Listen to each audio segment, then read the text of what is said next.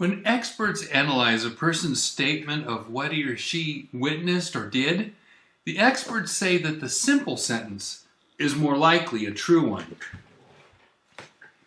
I didn't eat the cookie. Subject, verb, object. When people try to cloud the truth or lie, they often say a lot more than subject, verb, object. How dare you say I ate the cookie? I would never do that. How rude can you get? Experts say, he very possibly ate the cookie. When the statement is longer or more complex, it is the added words that often give them away. It is much harder on people with a conscience if they lie while stating a simple sentence. So when I'm searching for what really happened in the 1800s regarding the creation of Codex Sinaiticus, I'm looking for the simple statements. I want to find as many simple statements as I can and then do what I can in the present day to verify them. First, I'll list for you the 4 levels of certainty and the 4 guidelines that I used while looking for the truth. Then I'll summarize what Constantine Simonides said was the history of his great uncle Benedict. And I'll tell you what I found to verify it or cast doubt on that history. Then I'll show you where I found that information so you can check for yourselves. After that, I will add the facts together to create an hypothesis about what I think were Uncle Benedict's real reasons for creating the Codex Sinaiticus. You may want the subtitles on. There's a lot of data here. Hi, I'm David Daniels from Chick Publications. For a century and a half, books and teachers have said that Constantine Tischendorf found the world's oldest Bible in an Orthodox monastery in the desert of Egypt. Tischendorf named it Codex Sinaiticus. But one man, Constantine Simonides, said, no, I made that Bible. I created it for my Uncle Benedict. Why would a Byzantine Orthodox monk like Benedict create an anti-Orthodox Alexandrian Bible? For over 150 years, scholars and textbooks have dismissed Simonides' claim as lies. They claimed that Constantine Simonides made up people and events. That's what I once thought, but I had to know where he lied. Did he ever tell the truth? How would I find out over 150 years later? When a person makes up dates, names, places, events, people, there's a lot of details. They could easily make mistakes. So why don't we look for Simonides' mistakes then? And if he lied, where did he lie? But if we find out he told the truth, then we really should admit it. In this video, I want to see if I can verify what Simonides said about his great uncle Benedict. To do this, I have 4 levels of certainty and 4 guidelines. Here are my 4 levels of certainty. 1, historically verified. I have other evidence that reasonably proves the events happened the way they were described. 2, historically justified. The evidence doesn't prove that the events happened that way, but that it makes perfect sense that they would have. 3, historically probable. It is reasonable and may be likely that the events could have happened in that or a similar way, but there's not enough information to say it's what happened. 4, historically possible. It was not impossible that it happened, but there isn't enough evidence to lead you to any conclusion. There are 4 guidelines I use on what Simonides or whoever testified. 1, corroborating witness. If I find an eyewitness who was there, or an institution with good historical information that agrees that an event happened, then that is a testimony in, say, Simonides' favor. 2, detailed knowledge.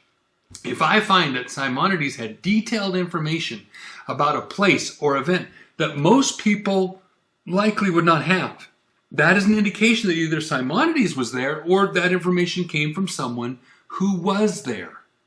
3. Time-specific knowledge.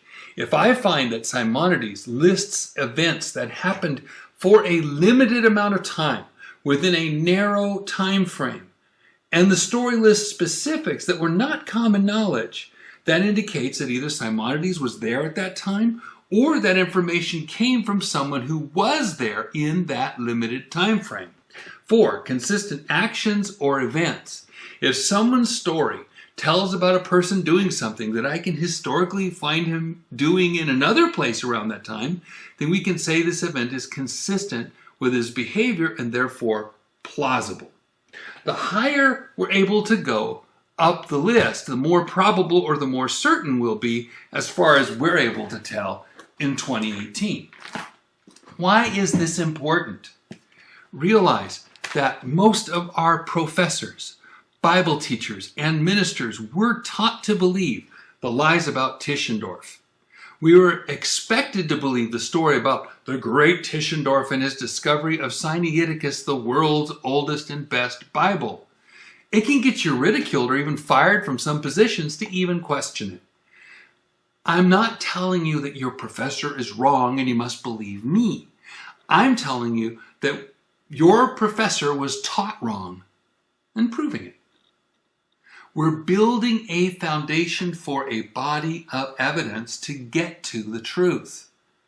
I will quote what Simonides wrote. I'll show you what I found when I looked it up, and I'll show you where I found it right on your screen. Constantine Simonides, on January 21st, 1863, wrote to the Guardian newspaper, largely responding to a man named William Aldous Wright. He's another story entirely. Wright copied down a summary of Simonides' statements about his great Uncle Benedict and himself. It's filled with statements that Simonides wants the reader to believe are facts. Are they? Let's find out. Various parts of Simonides' letter were reprinted in 2 places: the Christian Remembrancer and the Journal of Sacred Literature and Biblical Record. When I first read Simonides' story a number of years ago, I thought he was making up the names, dates, and places. After all, who could verify what Simonides said? Many of the people were dead.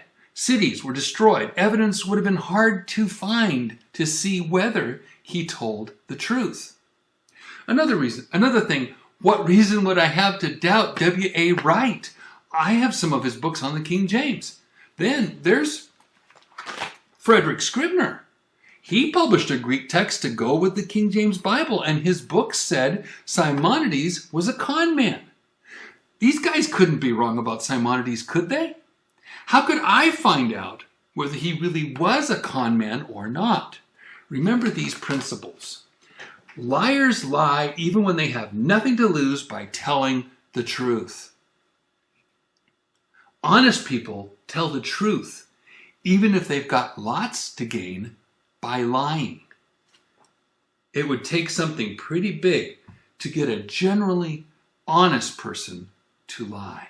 So, which is Simonides? Let's take Simonides' words as we read them in English in the Christian Remembrancer. Ready? Quote, "First, that my Uncle Benedict, being by profession a theologian and versed in 12 languages, intending to publish both the Old and New Testaments and the writing of the Apostolic Fathers with exegetic scholia of the ancient commentators, and specially to reply to what had been written against the Septuagint, began this work while professor in the College of Kyden in the year 1784. Let's take this apart. Is Simonides telling the truth? If he were making things up, it would be easy to mix up his dates, places, events, and people. It turned out that I was wrong about Simonides. There really was a college of Kyden, or Kydonia, or Ivalic, or Ibali. It was started in 1780 as a smaller school in the courtyard of Virgin of the Orphans Church, or Panagia ton Orphanon. It turns out those buildings were not destroyed in 1821 after all. The Muslims took them over and still use them today. A number of pictures were either found or taken in 2013 by Dr. Emmanuel Paraskos of Emerson College when he was searching for his roots on Ibali. He actually went to the city and found the places. This is the school for boys. The school buildings still exist, but Paraskos noted they were enlarged a bit since then. By 1800, the school had really expanded under Benjamin Lesbos. This guy. It was made a full-out academy with printing press, scientific equipment, and top-notch scholars, and it was moved to the north side of town. More evidence is in the Encyclopedia of the Hellenic World. According to the 1827 Monthly Review, the college, see it for yourself, I'll make it bigger, became the most frequented of the East. And though Kydonia was in Muslim Ottoman Asia Minor, its inhabitants were entirely Greeks. At this point, Simonides told us Benedict's goals as he knew them: to publish an Old and New Testament, a Bible, together with the writings of the Apostolic Greek Church Fathers with commentary. That's a huge product. It would take years to prepare it. And Simonides told us the reason: to prove how good the Greek Septuagint was to unnamed people who were writing against the Septuagint. Who were these unnamed people? Followers of Orthodox and Catholic religion loved the Septuagint. The Catholic Latin Vulgate was largely based upon the Septuagint. That's in my Septuagint series and the book, Did Jesus Use the Septuagint?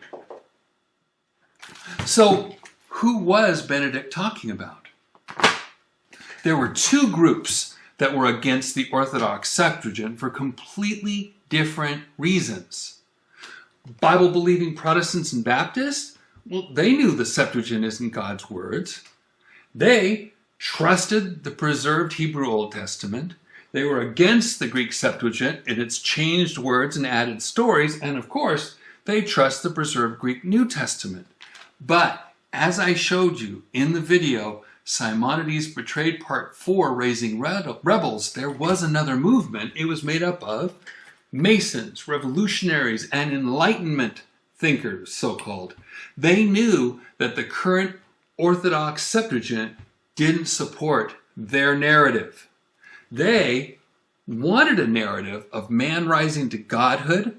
They were against the Greek Septuagint, which shows God becoming a man and shows Jesus as eternally God. But a Bible could be made with Gnostic texts to teach this man to God narrative. Now, if only there were a manuscript collector who could create such a Bible. That would revolutionize, pardon the pun, the whole Orthodox religion. Benedict started teaching in Kydonia, or Ivalic, or Ibali, in the 4th year of the school, 1784, while still a teenager. This was a regular practice with schools of the day. While he was younger, he would have taught orphan children. Then he would teach adults when he got older and became more educated himself. Adults meaning, teens, high school age and up. I'll show you that Benedict was one of the teachers in a bit, but under a different name. The Greek schools in Asia Minor were filled with European Enlightenment thinking. And this thinking got the schools in hot water with the established Orthodox religion in Constantinople. So if Benedict taught at Cadonia, then he was teaching Enlightenment thought, not Orthodox religion. Now let's continue with what Simonides wrote. Having removed to Mount Athos in 1819 for the sake of retirement and embraced the monastic life in the monastery of Esphigmenos, he was named Benedict. For surely they who adopt the monastic life ought to change themselves and their names as well as their lives, having formerly had two names, Basileus and Bessarion. 1. If Benedict retired in 1819, it means he taught for 35 years. That's very reasonable. My mom taught elementary school for 30 years before she retired, plus practice teaching years and getting her bachelor's and master's degree. That is plausible. It was also plausible, number 2, to retire to a monastery like Esphigmenou, because, as it is said in that 1827 monthly review, the monasteries of Mount Athos and others formed another substitute for colleges or seminaries. So former professors retiring to become monks and even teaching on the peninsula called Mount Athos were not an unusual event. But teacher Bessarion retired and took on the monastic name Benedict to do more textual studies and not to teach. And Esphigmenou had a number of moldering manuscripts for him to investigate. Note how 3. Simonides said Benedict's two names before he became a monk were Basileus and Bessarion. The B in modern Greek has become a V, so Bessarion would be Bessarion. According to Simonides' biography by Charles Stewart, Simonides' mom and family were from the island of Symi, northeast of the Isle of Rhodes. And Benedict, Bessarion, was the uncle of Simonides' mother, Mary. That would make him Great Uncle Benedict. Now, look at the Encyclopedia of the Hellenic World. Same article about Ivalic, Cadonia. It lists the teachers in the school, which started in 1780, being incorporated in 1800.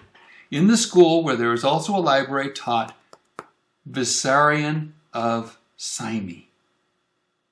I found Bessarion of Symi listed in other articles of the Encyclopedia and even a Greek blog on the Academy of Cadonia. So for 35 years, Bessarion of Symi taught before he retired in 1819 and became a monk at the monastery of Esphigmenou on Mount Athos. And it was just in time, too. On June 15th, 1821, the people of Ivalic Cadonia were massacred by Muslim Ottomans trying to squash the Greek rebellion against their rule. This was in the first year of the War for Greek independence. Now let's check the next part of Simonides' statement. While at Athos, he, that is Benedict, gave himself up particularly to the study of the sacred scriptures. He collected the most ancient manuscripts of both testaments and of their commentators, and at considerable expense prepared his work for the press. That is perfectly plausible. Benedict Bessarion was well known and well loved. His retirement was like my professor's retirements have been: continued study and writing. So Bessarion, now Benedict, continued to gather manuscripts of the Bible and ancient Greek so-called church fathers to make his big life goal come to pass. He'd have nothing but time except for one thing. Here's what Simonides said next. The Greek Revolution interfered. He withdrew after a little time to the island of Hydra, hence to Cythera, thence to Patsaris, and finally to Calaurea, now Paros, where there's a famous monastery of the Virgin in which he remained a long time, teaching theology to 12 Greek youths by the command of Capodistrias, governor of Greece. 1. Benedict had been at Esphigmenou Monastery since 1819. The Greek Revolution started under 2 years later on February 22nd, 1821. It spread quickly. The Ottomans moved all over to stop the revolt. 2. The Isle of Hydra was a defensive position for the Greeks during the war. It is perfectly plausible that Benedict would go there for safety. Remember, he taught ideas in line with the revolutionaries, Masonry, and so-called Enlightenment. 3. Cythera is a strategic island and another safe place off the southeastern tip of the Peloponnese Peninsula of Greece, the furthest south of the 6 main Ionian islands. Patsaris must be Spetses, an island that rebelled along with Hydra, also called Pichusa. They had a naval fleet just like Hydra. Benedict taught at Spetses in 1828. Calaurea is Calabria. Paros is Poros. Calabria and Poros are sister islands, now just called Poros on maps. They are on the other side of the peninsula from Spetses. They are also south of Aegina Island. I'll tell you about that in the next video. The monastery, number 6, that Benedict taught at is called Moni Zoodoku Pigis Calabrias, the holy monastery of the life-giving fountain of Calabria. This refers to their doctrine that Mary was the mother, or one who gave birth to, God. 12 or 15 Greek youths were taught at the secondary school, started at this monastery in the Eastern Wing.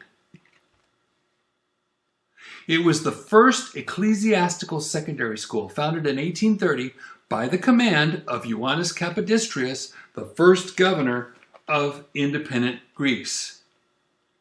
Capodistrias, number 8, used Poros since at least 1828.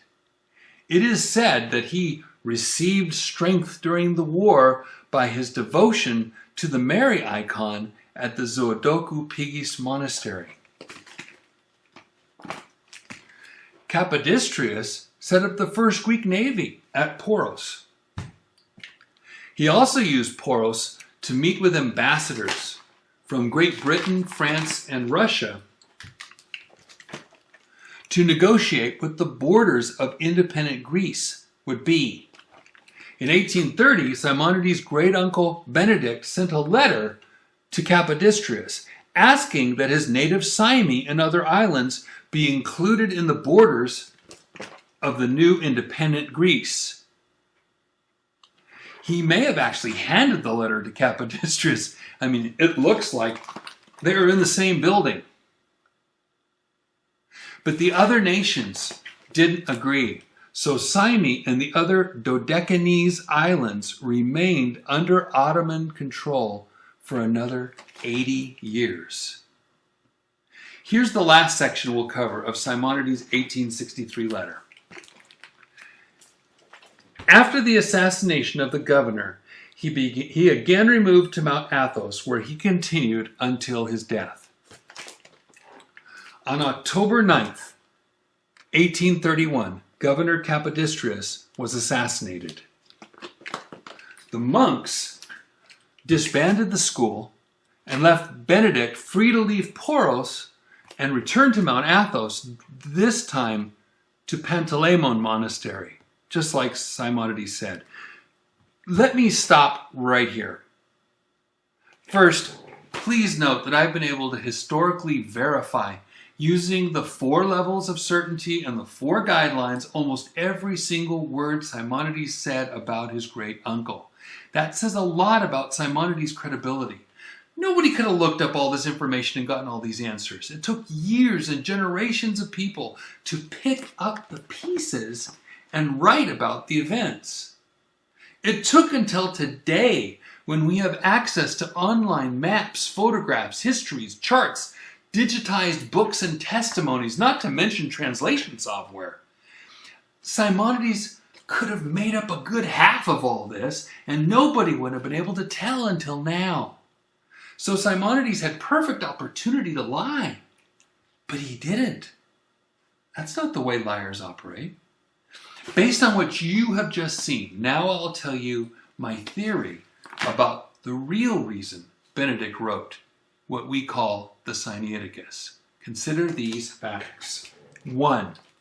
Benedict Vissarion taught at the Academy of Ivallic Cadonia from 1784 to 1819, 35 years. 2. The Academy was a hotbed of Enlightenment thought.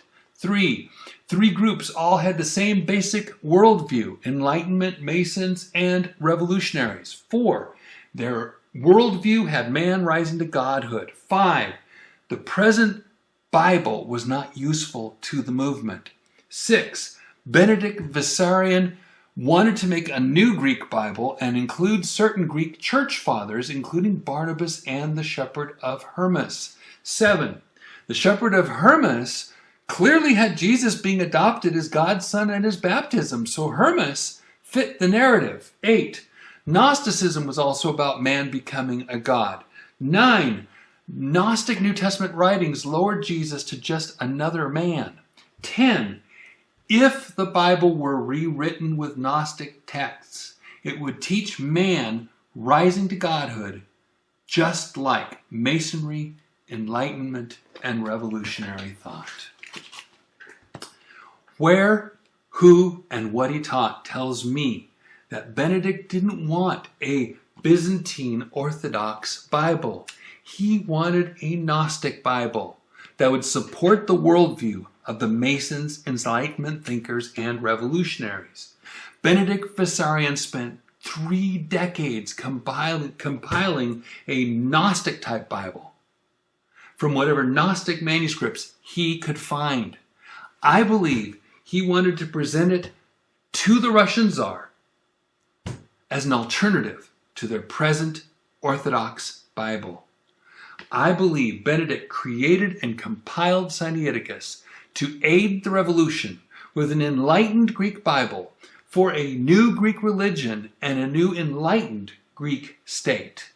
And that is why the Sinaiticus in Mark 1 says that Jesus was just a man who confessed his sins, was baptized by John the Baptist, and afterward adopted by God as his son. Benedict never told his true reasons to Simonides. Simonides didn't need to know.